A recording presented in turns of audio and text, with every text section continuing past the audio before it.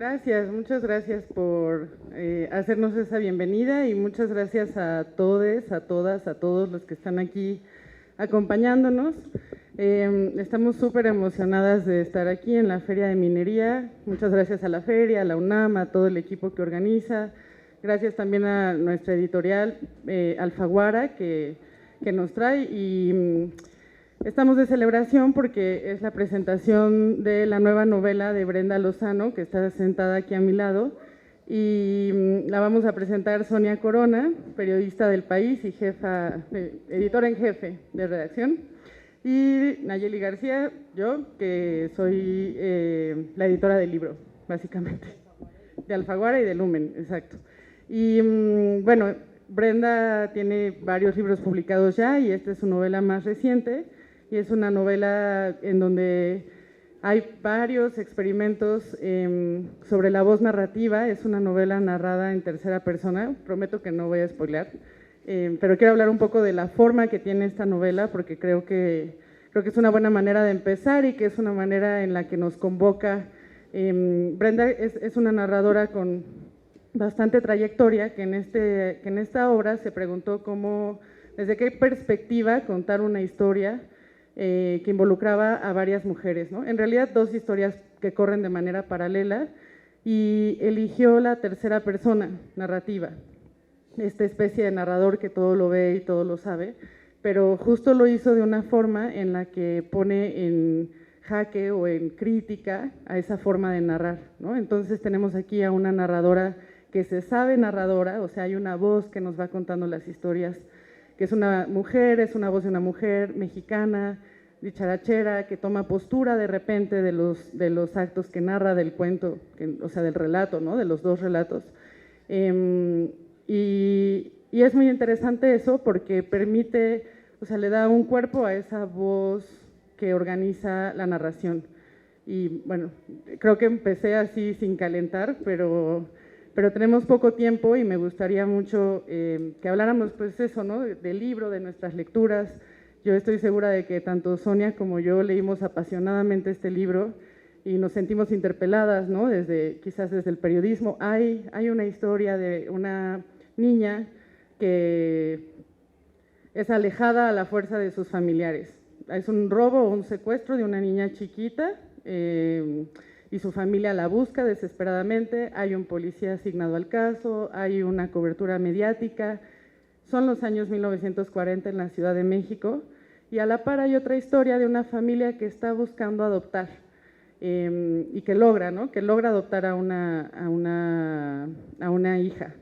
Entonces son estas dos historias y está la voz del radio y la voz del periódico que advierte sobre el peligro de los robachicos, ¿no? No solo de este robo, sino de un crimen que empieza a ser cada vez más común. Y bueno, ya partí el pastel sin cantar las mañanitas, pero entonces le doy el micro a Brenda y a Sonia, por supuesto. Pues muchísimas gracias a todas, a todos, a todes por estar aquí. Estoy muy feliz el día de hoy, realmente, por pues sacar un libro es un momento muy feliz y súper emocionante.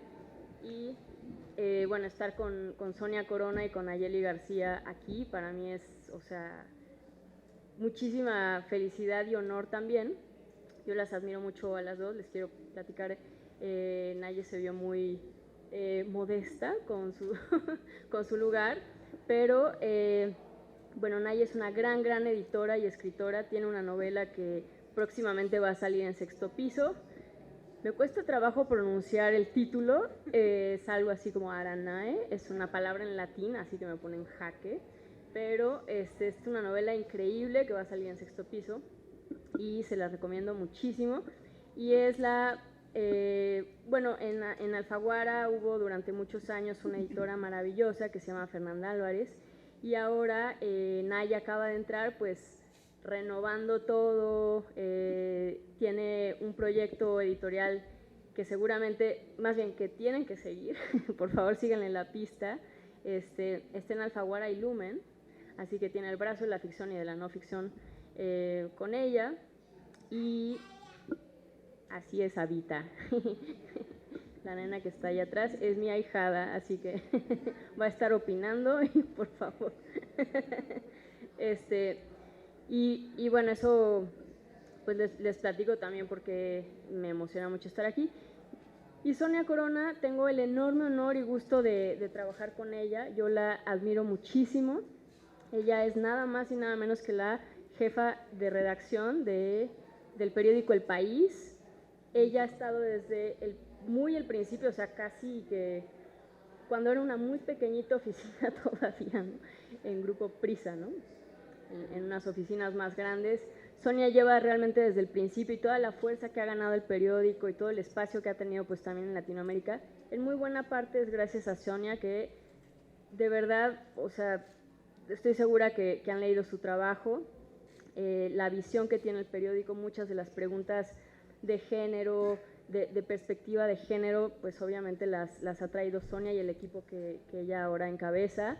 Hay muy pocas mujeres en tomas de decisión en estos espacios, no hay que olvidar eso, y bueno, Sonia lo ha hecho increíblemente bien. Es también como Naye, una persona, una mujer que pues renueva también estos espacios desde lugares de género, que trae una nueva generación, nueva visión, y eso pues obviamente me interpela, me emociona y me honra mucho trabajar con ellas dos. Y la razón también por la que invité a Sonia es porque esta novela, bueno, yo este año cumplo 5 años de colaborar en el periódico y, perdón, me eché una chela antes de venir, disculpa esa pequeña pausa. Bueno, el periódico para mí, yo también trabajo en El País y ese espacio para mí ha significado, es muy, muy importante, me ha hecho pensar un montón de temas y tener pues los dos, un pie en la ficción y un pie en el periódico, me ha traído espacios nuevos como esta novela, por ejemplo, que partió de una nota roja que encontré en la década de los 40 en la Ciudad de México, y justo le platicaba a Sonia que bueno, cómo hay momentos de comunicación entre el periodismo y la ficción, como a veces ni siquiera justamente se pueden comunicar desde ciertos ángulos del periodismo. Pero bueno, el origen de esta novela tiene que ver muchísimo con mi trabajo en el periódico, parte de una nota, vamos a decir real, de una noticia, y yo fui abriendo en esa noticia pues una novela, y me interesaba muchísimo, muchísimo estar hoy aquí con Sonia, pues para poder cotorrear también pues cómo se van dando las historias, ¿no? Desde esos dos espacios y cómo los trabajamos y las preguntas que nos hacemos pues desde todos los lugares, ¿no? Desde la edición, desde la escritura, porque las tres hacemos, digo, ellas obviamente mucho más que yo en el espacio de la edición, pero las tres escribimos, las tres también editamos, y bueno, ellas ahora tienen un equipo, forman parte de un equipo más grande, pero tienen ambas puestos directivos que dirigen mucho de estas historias como las recibimos, ¿no? Entonces me parece maravillosamente increíble poder platicar con ustedes dos.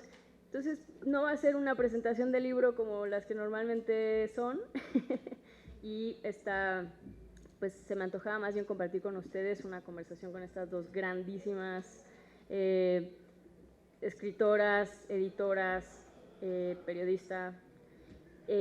Así que, pues bueno, eso, y si les parece bien, al final tenemos un pequeño espacio para preguntas. Aprovechen para preguntarles a ellas dos también, por favor, porque está de lujo que estén aquí ellas dos. Y por último, agradecerles también al equipo de Alfaguara, que también está aquí, que Diana, por ejemplo, muchísimas gracias por todo tu trabajo. A la feria también, por allá, gracias por apoyarnos con todo. Y bueno, esta introducción nada más para decirles que estoy realmente muy agradecida y muy honrada de estar con las dos, de trabajar con las dos. No saben lo así increíble que es ya estos 5 años y ahora este primer libro contigo, ojalá que más, y ojalá que muchos más columnas, textos y pláticas. Así que muchos saludos para los que vienen entrando ahí atrás. Pablo. Bueno, Así que sin más, pues vamos aquí a ver por dónde va la cosa, ¿verdad? Yo quería primero agradecerles mucho la invitación el día de hoy y algo que me gusta mucho de este libro y que como que nos atraviesa a las tres es que parte del periodismo, de una nota periodística. Los periodistas a veces nos quedamos tenemos un poquito un complejo porque vemos muchas historias muy interesantes en la calle, estamos muy expuestos a ellas y por la rapidez de ese oficio nunca podemos profundizar o salvo en contadas excepciones podemos profundizar. Y me ha llamado mucho la atención lo que has hecho en este libro porque es tomar una nota periodística y a partir de ahí crear una ficción. Es como cuando tomas un objeto y a partir de ese objeto empiezas a desarrollar y eso no sé, me llama mucho la atención porque muchos periodistas a veces quieren ser escritores y muchos acaban de escritores, pero la mayoría solemos quedarnos como en el lado seguro de yo voy a contar lo que vi hoy y lo que me dijeron aquí y tal cual. Y no conseguimos hacer ese paso. Entonces, yo quería preguntarles a las dos también, Nayeli, tú con el proceso de edición, ¿cómo es llenar esos huecos? ¿Cómo es transformar esa base que te dio el periodismo en una ficción y en un libro? Porque a veces, no sé, nosotros trabajamos con textos súper cortos y si lo pones en comparación con un libro, y a veces te cuesta trabajo imaginar que algo que hiciste en 2000 palabras puede acabar siendo un libro de 250 páginas. No, dale.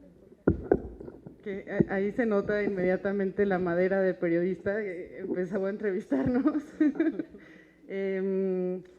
No, creo que la pregunta que haces es algo que ha estado en nuestras conversaciones entre Brenda y yo y en el trabajo de edición del libro. A ver, les cuento un poco, ahora sí que desde el principio. Yo me sumé al equipo de Alfaguara y Lumen en agosto del año pasado. Y el primer proyecto que me tocó como desde manuscrito, aunque debo decir que manuscrito es el texto de Word sin más trabajo, ¿no? O sea, como ella lo escribió, con algunas lecturas obviamente de ella y de gente cercana, pero quiero decir, no tiene el formato que ya ustedes ven ya en la caja, en la hoja de papel del libro, ¿no? Entonces yo recibí ese manuscrito, que ya estaba en un estado bastante perfecto, y la verdad es que cuando uno recibe algo así, como que se prende, o al menos en mí se prende un foco de, si esto ya es perfecto, vamos a llevarlo, o sea, que quede de verdad exacto, ¿no? O sea, que tenga todas las cosas que necesita y que no le sobre nada y tal, y cuidar todo el proceso. A partir de ahí yo hago un par de lecturas, una lectura de corrido, así como devorándome el libro sin parar, y otra lectura ya anotando, haciendo mis notas de errores de dedo o de alguna repetición o de alguna incoherencia que por ahí se haya colado, porque los libros se escriben a lo largo de muchísimo tiempo, ¿no?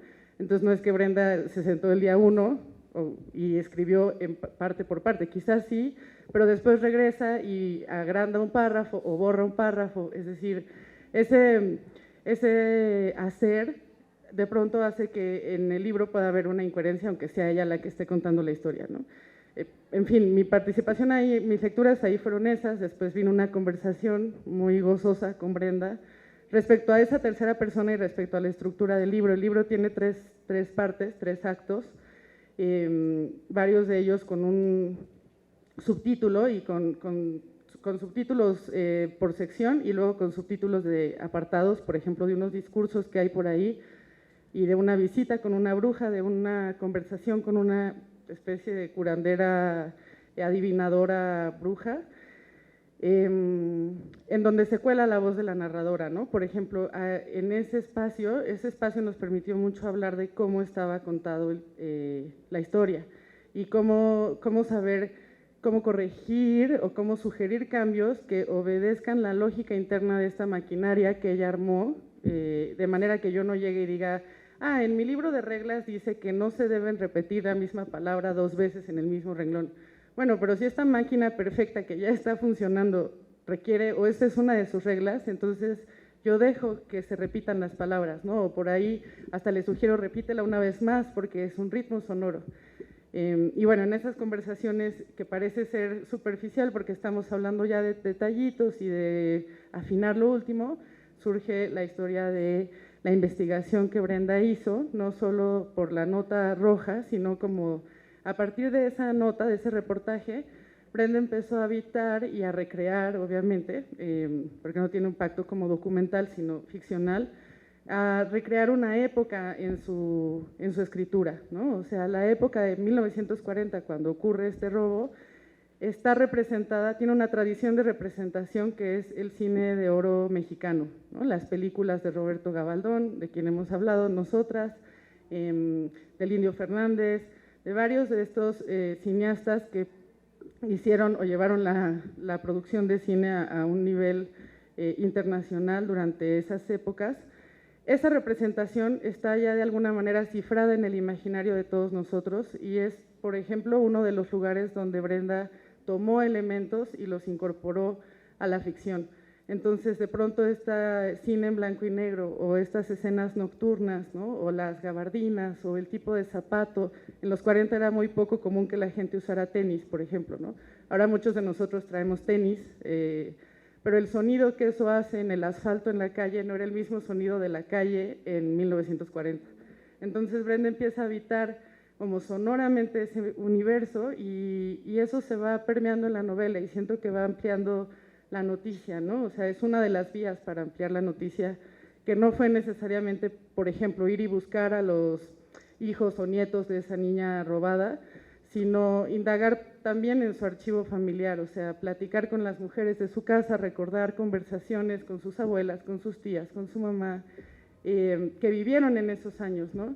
Ahí se van cruzando como telas narrativas que le permiten agrandar el espacio del artículo. Bueno, tú dirás si no estoy inventando yo tu proceso, güey, pero al menos en la lectura se veían esas capas, ¿no? Bien trenzadas, y creo que es interesante cómo la realidad escrita amplía, porque también esta narradora en tercera persona de la que les hablaba, que es mexicana y que tiene voz propia, toma cierta distancia de algunas cosas que en 1940 estaban invisibilizadas y ahora por fortuna podemos nombrar, como la violencia hacia las mujeres, ¿no? Como el aborto, como la violencia obstétrica, o sea, como los mandatos de la maternidad. Todo eso Brenda toma distancia, o sea, lo representa, toma estas representaciones culturales y a la forma de narrar le suma como una distancia crítica de la narradora que es como, bueno, esto era así, pero no debería, ¿no? ¿O qué les pasa? O sea, por ahí creo que... Bueno, varias cositas, a ver, voy a tratar de apretarlas porque sé que tenemos el tiempo ahora sí que muy apretado.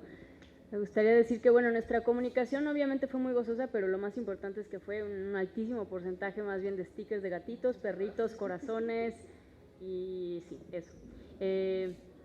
Y son con lo que decías de esos espacios en donde, o sea, que la nota se presta justo para abrir esos espacios e imaginar. A mí también me gustaría volteártele y preguntarte qué pasa en una noticia cuando hay espacios que a los que quizás solo puede llegar la imaginación, como cuáles son las decisiones o en qué detalles a veces te puedes desviar, ¿no? Como me interesaría muchísimo, porque ahora sí que ahí como la ven, o sea, el ejercicio del periodismo tiene pues una rapidez muy impresionante, ¿no? O sea, a veces ocurre algo y una hora después yo veo un texto de Sonia que es viral, ¿no? Sobre un tema así coyuntural, y a mí me impresiona mucho como en el proceso de escritura y de proceso y de cómo le haces, ¿no? Para bajar tantas ideas, pintar un panorama así y además con una frase que te ancla la otra y te engancha, y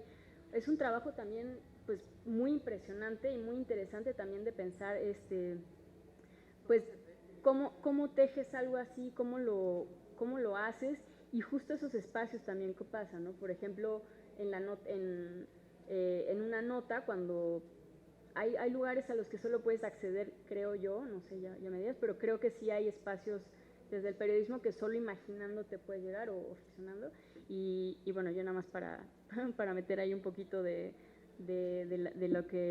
esta pregunta, digo, les cuento rapidísimo así. Esta novela se llama Soñar como sueñan los árboles, con frutos finalmente es el verso completo, con frutas finalmente, y es un poema muy hermoso de Inger Christensen, que es una escritora escandinava, y digo escandinava porque siempre me confundo si es sueca o noruega, perdón, pero es un poema hermosísimo que se llama Alfabeto. Y la idea de los frutos en ese poema son como hijos. Y esta es una novela sí, de genealogías y en donde la hijitud, digamos, desde varios lugares, desde la abuela, la hija, la madre, en fin, el padre, distintos ángulos también, digamos, el padre ausente, el padre completamente presente, por decirlo más rápido también, como la buena abuela o la mala abuela, que bueno, que es una buena o una mala abuela, pero bueno, ese tipo de arquetipos quizás, me interesaba mucho explorarlos, todos los personajes en una situación muy extrema. Es el secuestro, o sea, arranca en la primera página con el secuestro de una niña, que es esta nota roja en la que yo me basé, y en la que eran 3 páginas que yo básicamente empecé a partir con un marcador amarillo fosforescente y a poner notas en el margen de cómo se podían ir ahí estirando y creciendo las historias, porque no sé si les ha pasado, seguramente sí, que leen alguna noticia que dices, que te quedas con ganas de saber más, ¿no? Pero ¿quién es esta persona? ¿Quién es este güey? O sea, sí ya leíste la noticia, pero dices, ¿no? Pero ¿cómo? O sea, ok, tiene changuitos en su patio y una jirafa, pero ¿qué está pasando con este personaje, no? Y te empiezas a imaginar más cosas, y digo cualquier cosa, ¿no? Pero creo que las noticias a veces dan también mucho espacio para imaginar y me interesaría muchísimo también que espejearte la pregunta y que nos cuentes. Además, Sonia es todoterreno, ha cubierto una amplísima variedad de temas, entonces pues también en términos políticos, ¿no? Por ejemplo, hasta dónde puede llegar la imaginación o de actualidad, y bueno, pues en la edición también, ¿no? Hay momentos en donde la imaginación la necesitas y la flexibilidad y las preguntas también pues desde que compartimos, porque ustedes pues se conocen hoy, pero yo les puedo decir que compartimos muchas preguntas muy parecidas, ¿no? Y todas también desde género a ver, el manual de edición dice que todo esto vaya en masculino, por decir algo, ¿no? Pero en este libro no va a salir siguiendo el manual de edición. O el manual de edición dice que, bueno, así pasamos por un montón de preguntas. O en el momento de sacar algo en el periódico, también, ¿no? Como, oye, ¿cómo ves si agarramos mejor este ángulo que este otro? Porque esto nos puede traer más luz para estas preguntas que nos estamos haciendo nosotras. Pero bueno, entonces perdón, es muy Géminis de mi parte, como diría un amigo mío, irme por muchos lados, pero bueno, el título es ese, la novela se las quería apretar rapidísimo, es la historia de un secuestro de una niña chiquita y se van espejeando en paralelo estas dos historias de una familia que acaba de adoptar una niña. El término robachico se hace en esta década, en este sexenio, alrededor del sexenio de Miguel Alemán, digamos. Es una Ciudad de México que me parece fascinante, en mi caso es la Ciudad de México de mis abuelos, y me interesaba mucho explorar cómo era muchas de estas preguntas. Digo, este año estamos ante el panorama de 2 candidatas a la presidencia. En los 50 fue la primera vez que, bueno, de hecho, se llegó al sufragio femenino en esa década, ¿no? Entonces hay muchas cosas que hoy nos parecen normales y que vemos en todos los días, ¿no? Pero en esta época se configuró mucho de la ciudad tal como la entendemos ahora, perdón, y también de la sociedad y de la ciudad como esta imagen hermosa que dio Nayeli de los zapatos, que dije, wow, o sea, te imaginas otro DF porque sí era otro DF, y como muchas de las preguntas con las que nosotras hoy estamos trabajando en nuestros lugares, la idea de que las mujeres en los periódicos en todo caso estaban detrás de las máquinas de escribir, no estaban en un puesto directivo, ¿no? O las mujeres no estábamos tampoco necesariamente publicando ni en los puestos de edición, olvídate, ¿no? O sea, entonces muchas de esas cosas que hoy afortunadamente sí podemos estar aquí hablando. En esa época apenas estaban en puestos taquimecanógrafos, las mujeres, en fin. Entonces, bueno, era una época que me interesaba muchísimo explorar desde, sí, como imaginándomelo y la tipografía que usé, pues los libros uniforman mucho, ¿no? Y bueno, en general la edición uniforma cómo escribimos, pero bueno, usé una tipografía de la época que me servía para imaginarme todo como medio cinematográfico, medio en blanco y negro, y sí, con todo el contexto tan diferente que al mismo tiempo creo que al hablar de una historia así, desde un punto de vista de una narradora del presente, pues me interesaban mucho los ecos que hay todavía, por ejemplo, las violencias ginecobstetras, en temas de violencia, paternidades, maternidades, pero bueno, en fin, ya, ahora sí que ya dije, ya rompí la piñata y saqué todos los dulces, así que por favor, cualquiera de las dos. Oye, una cosa bueno, aquí Nayeli ya te hizo la película, eso de los zapatos me encantó, entonces ya pueden trabajar en el guión de la película, gracias, o sea, ojo Netflix. Creo que este asunto del narrador, siendo un poco una narradora anacrónica, ¿no? Algo que habíamos conversado antes es que la nota roja, por ejemplo, que es a partir de lo que te inspiras, la nota roja suele tener un lenguaje bastante cuestionable y a lo largo de los años se ha ido un poco cuestionando y cambiando conforme han cambiado los estándares por los que parte la sociedad, ¿no? No sé, antes eran el asesinato de una mujer a manos de un hombre, su pareja, era un crimen pasional. Y ahora eso ya no lo vemos, o bueno, intentamos que no esté, depende del sitio, pero se intenta que ya no esté y se intenta y se impulsa que se hable de feminicidio en ese caso muy concreto. Entonces, los estándares de ese género en particular han ido cambiando y me encanta que en la novela haya un narrador, precisamente eso, como una narradora cuestionando estas cosas, porque creo que nos sucede a muchos que cuando leemos información periodística decimos, pero ¿por qué usaste esta palabra? ¿O por qué te refieres a ese suceso como crimen pasional? Realmente es eso. Y me parece muy, muy acertado incluir a un narrador a una narradora que haga eso, que diga, bueno, esto no está bien, o sea, que un marido golpee a su mujer no está bien, pero en esa época pasaba y nadie decía nada y no salía prácticamente de la casa, nadie más se enteraba. Entonces, es anacrónico, pero a la vez está muy bien porque el lector mismo se lo cuestionaría, ¿no? Y hacerlo como tan visible y tan patente, creo que es una de las virtudes que tiene la narrativa, que es un espacio que no tiene el periodismo y que incluso, y voy un poco a lo que comentabas, vamos como por reglas muy concretas, por reglas muy, muy establecidas al momento de contar noticias a una velocidad, y la narrativa te permite tener un tiempo para reflexionar, para tener como notas mentales al lado, aclaraciones, correcciones, que por ejemplo nosotros no solemos tener. Y cuando dices, ¿cómo usan la creatividad? Pues nosotros la usamos en cómo puedo contar esta historia, pero sin salirme de lo que de verdad es demostrable.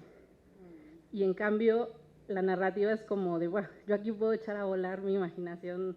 También por eso muchos periodistas acaban de escritores, porque dicen, yo necesito un espacio en el cual mi imaginación mi creatividad quede súper reflejada, y este traje de periodismo que es un poquito más moldeado, a veces no te lo permite, o no te lo permite con esa suficiencia que la narrativa te da, ¿no? Ese espacio que tú tienes y esa capacidad increíble. Yo insisto, o sea, me parece una idea muy genial agarrar una noticia y decir, de esta noticia voy a construir un libro, es como unas costillas que las abres y abres el espacio y puedes ir en el espacio un poquito rellenando, ¿no? y te vas valiendo de un montón de herramientas narrativas que te permiten hacer, que como lo desarrollaste aquí, pudiste haber decidido hacerlo de otra manera, ¿no? Con otro tipo de narrador o con otro tipo de, no sé, de estructura.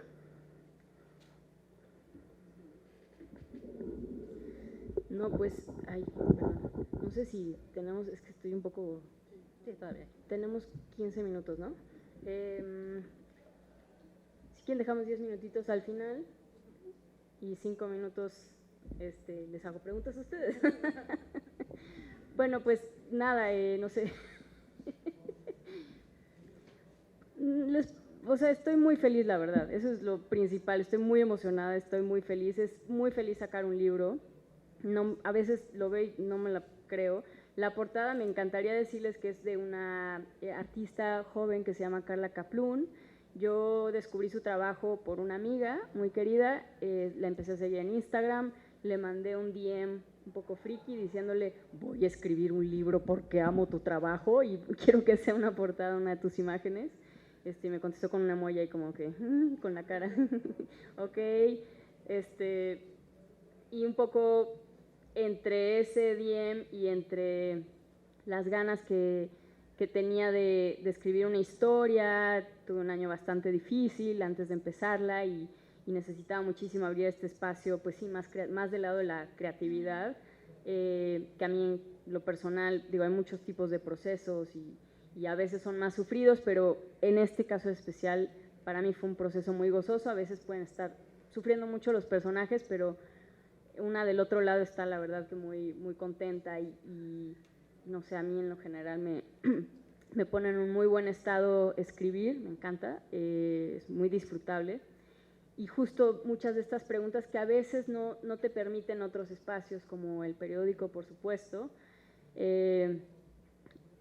y donde también necesitas un poco más de, justo más de espacio, en páginas hablo, como de choro, esas costillas que elegantemente llamaste y donde más bien tiras mucho choro y vuelas un poco la barda, pues sí, o sea, imaginarte, a veces las historias en una novela se pueden ir por un montón de ramas, ¿no? Digo, el primer tiro me lo eché en un mes, luego en 3 meses como que la extendí un poco más y lo siguiente fue justo como expandir más los personajes.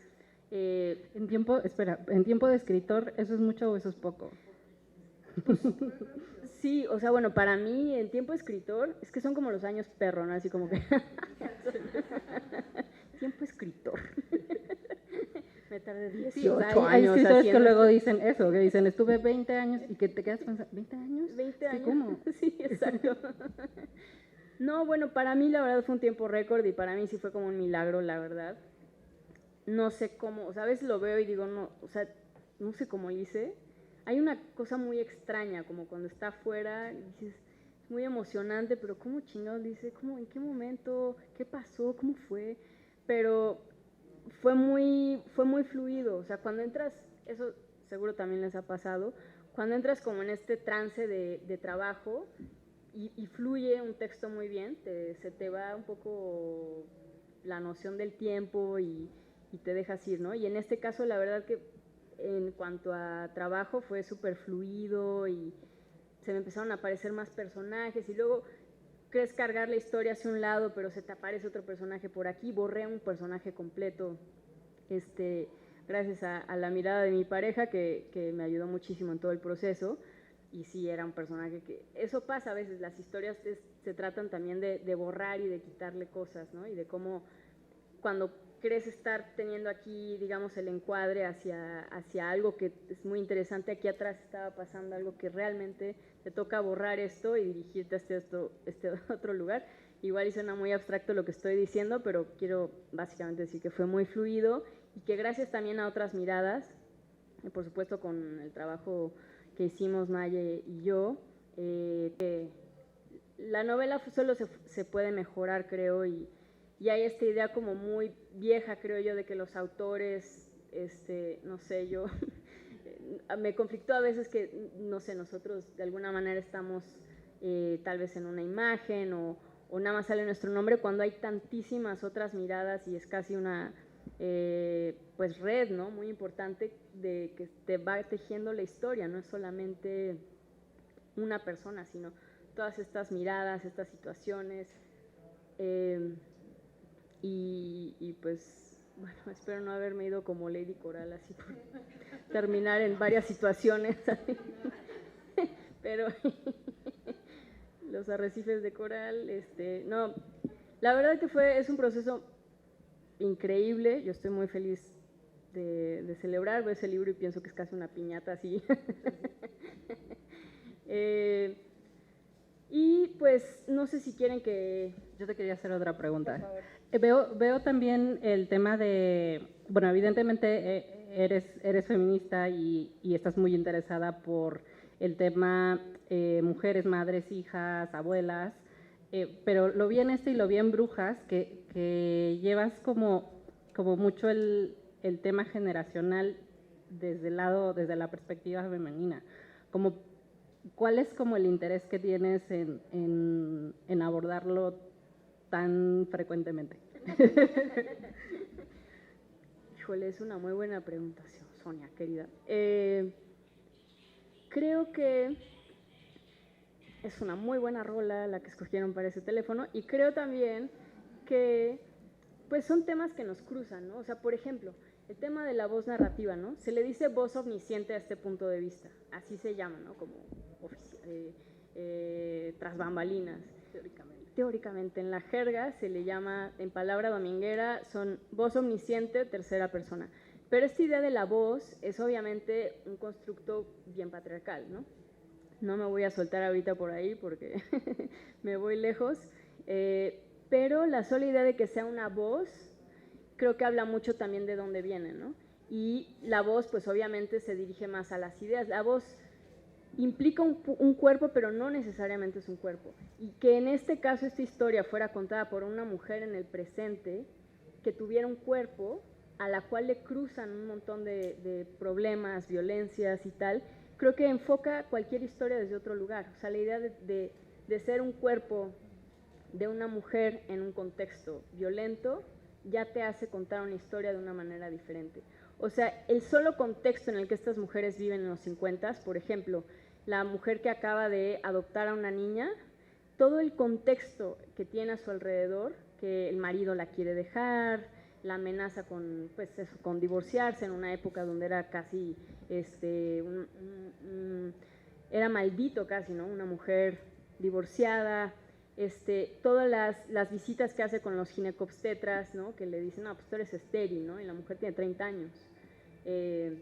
Y cómo la estigmatizan, todo el tema de la ginecobstetricia, por ejemplo, llevada por hombres, y cómo la tratan, su cuerpo, a ella, todo este tipo de cosas que son contextuales, que son parte también de un contexto político y social, terminan afectando las emociones y por lo tanto las conductas también de las personas.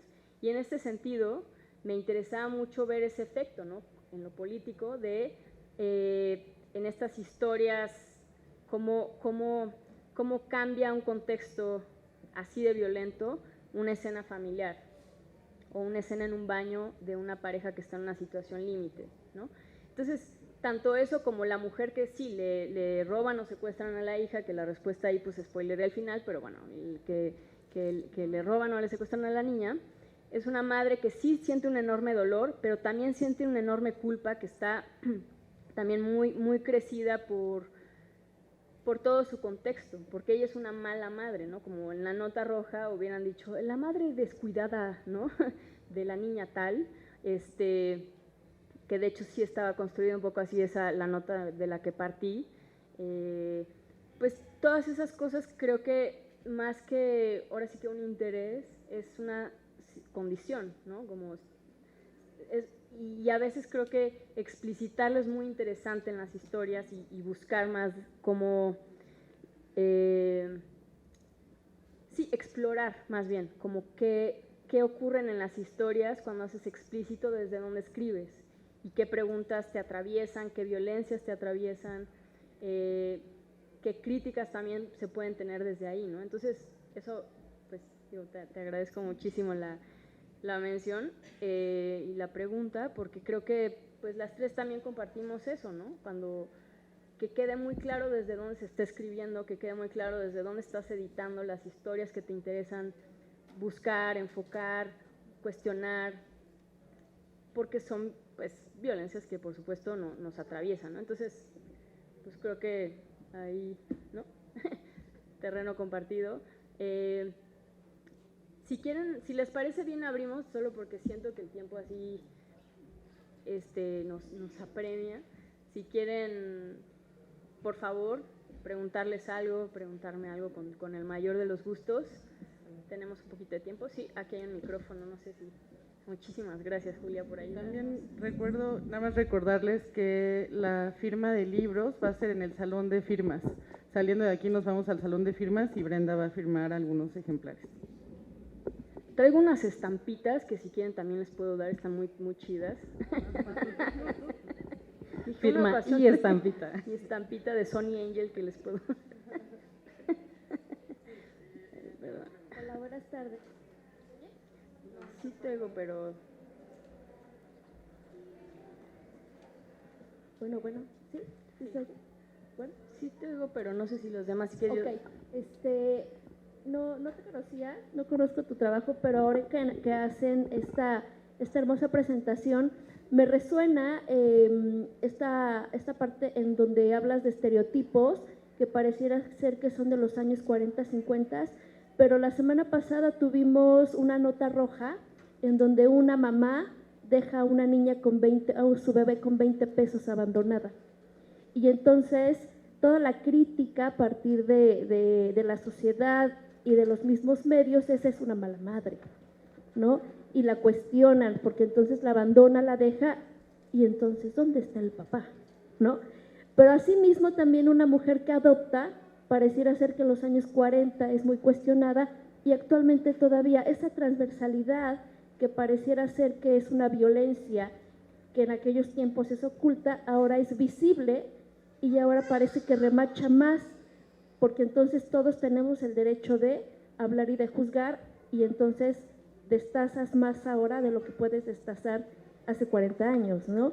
Entonces, esa parte de las herencias culturales, de los arquetipos que en un momento dado ni siquiera a veces entendemos hasta qué límite nos llegan al 2024, ¿no? Con un libro en el cual la narrativa parece que es demasiado exquisita como para darte cuenta que esa línea tan delgada que existe ni siquiera ha terminado de desaparecer, ¿no? Pareciera ser que lo invisible ahora es más visible, pero más cuestionable y sobre todo con más cizaña. Esa parte, ¿cómo la vives? No, pues súper pertinente y actual, ¿no? Estas preguntas. O sea, creo que, por ejemplo, no sé, el hecho de... en el lenguaje cotidiano hay tantísimas cosas que reflejan todavía estos ecos con esa época. Por ejemplo, el simple hecho de que se les siga en formularios madre soltera sigue siendo una opción. ¿Por qué ser una madre es un estado? O sea, ¿por qué? No entiendo, ¿no? Como, ¿por qué seguimos arrastrando muchas de estas estereotipos, ¿no? No hay un padre soltero, ¿no? O sea, solo hay madres solteras. Entonces, ya empiezan. Pero bueno, este tipo de cosas, ¿no? Creo que hay un montón de ecos entre ese tipo de, pues sí, de violencias que hemos vivido históricamente, que creo que es importante hoy cuestionar desde cualquiera de las cosas que hagamos, ¿no? Me podría ir tan largo porque es un tema de verdad tan amplio, pero bueno, en este libro muchas de esas preguntas están reflejadas en la ficción, o sea, como la narradora se hace muchas de estas preguntas. No sé si alguien más. ¿Ya? ¿Chao? ¿Sale bye? Ya se acabó nuestro tiempo. Más bien, agradecerles de nuevo muchísimo su presencia y el espacio a la feria y a todas las personas. Yo también, gracias a Nayeli, gracias a Naye, a Sonia, gracias, no solo por estar aquí, sino por acompañarme también en el camino y dejarme acompañarlas. La doctora Laura Gandolfi, Roberto, que están aquí, Pablo, que estás por ahí atrás, gracias por venir. Gracias, Diana, Julia, que nos ayudó con el micrófono, y no los conozco, pero no me sé sus nombres aún, pero muchas gracias. Si quieren que firme libros con el mayor de los gustos, y tengo unas estampitas. Muchas gracias a todos y a todas.